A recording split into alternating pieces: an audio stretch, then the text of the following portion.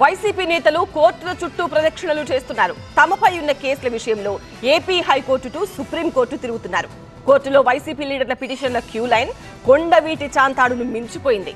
కేసులు క్వాష్ చేయండి లేదా ముందస్తు బెయిల్ ఇవ్వండి అంటూ ఫ్యాన్ పార్టీ నేతలు కోర్టుకు క్యూ కట్టారు.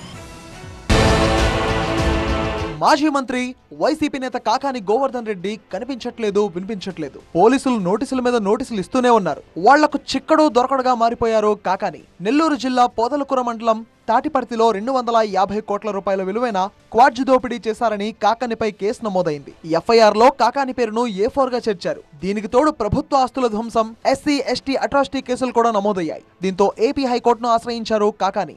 SC, ST అట్రాసిటీ కేసులో తనకు ముందస్తు బెయిల్ ఇవ్వడంతో పాటు కేసును క్వాష్ చేయాలని పిటిషన్ దాఖలు చేశారు. ఈ పిటిషన్ను స్వీకరించిన ధర్మాసనం విచారణను సోమవారానికి వాయిదా వేసింది. ఇక ముంబైలో బైపాస్ సర్జరీ చేయించుకొని రెస్ట్. మీతో పని చేసినందుకు చాలా సంతోషంగా ఉంది. మీరే బెస్ట్ బాస్. ఇప్పటి వరకు మేనేజర్ గా ఉన్నాను, ఇప్పుడు బాస్ అవుతాను. ఎలా? బాస్ వాలా బాస్ వాలా బీ ద బాస్. తీసుకుంటున్న మాజీ మంత్రి కొడాలి నాని కూడా కేసుల విషయంలో కోర్టుకు వెళ్లారు. పోలీసులను అవమానించేలా, వారి ఆత్మస్థైర్యం దెబ్బతినేలా మాట్లాడారంటూ మచిలీపట్నంలో నాని మీద గతంలో కేసు ఫైల్ అయింది. దీన్ని కొట్టివేయాలంటూ హైకోర్టులో పిటిషన్ వేశారు కొడాలి నాని.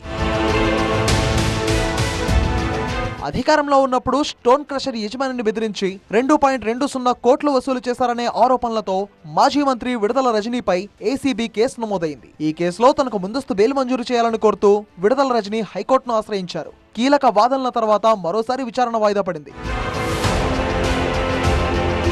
ఇక గుర్రాలకొండ గెస్ట్ హౌస్ విషయంలో ధర్మవరం మాజీ ఎమ్మెల్యే కేతిరెడ్డి వెంకటరామిరెడ్డికి హైకోర్టులో ఊరట లభించింది. దాన్ని ప్రభుత్వ భూమిలో కట్టారంటూ కేతిరెడ్డి కుటుంబానికి రెవెన్యూ శాఖ నోటీసులు ఇచ్చింది. దీనిపై ఏపీ హైకోర్టును ఆశ్రయించారు కేతిరెడ్డి. గెస్ట్ హౌస్ వివాదంలో స్టేటస్ కో విధించింది కోర్టు.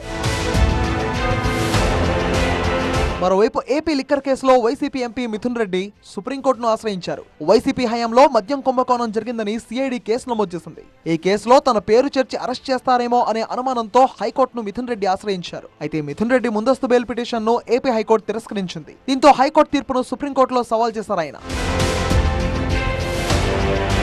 ఇక గన్నవరం మాజీ ఎమ్మెల్యే వైసీపీ నేత వల్లభనేని వంశీ కృష్ణా జిల్లా ఆత్కూరులో 8 ఎకరాల భూమిని కబ్జా చేశారని, ఈ కేసులో మరింత లోతుగా విచారించేందుకు ఆయన్ను కస్టడీకి ఇవ్వాలని విజయవాడ కోర్టులో పోలీసులు పిటిషన్ దాఖలు చేశారు. వంశీకి బెయిల్ ఇవ్వాలని ఆయన తరపు న్యాయవాది వాదన వినిపించారు. దీంతో సోమవారం తీర్పిస్తామని న్యాయమూర్తి చెప్పడంతో ఉత్కంఠ రేపుతోంది. ఇక గన్నవరం టీడీపీ కార్యాలయంపై దాడి కేసు, సత్యవర్ధన్ కిడ్నాప్ తదితర కేసుల్లో రిమాండ్ విధించింది. ఈ మేరకు ఆయన్ను జైల్లో ఉంచారు. ఈ 2 కేసులే కాక మరికొన్ని కేసుల్లోనూ వల్లభనేని వంశీ నిందితుడిగా ఉన్నారు. ఇలా వైసీపీ లీడర్లు బెయిల్లు, జైళ్లు అంటూ కోర్టుల చుట్టూ తిరుగుతున్నారు.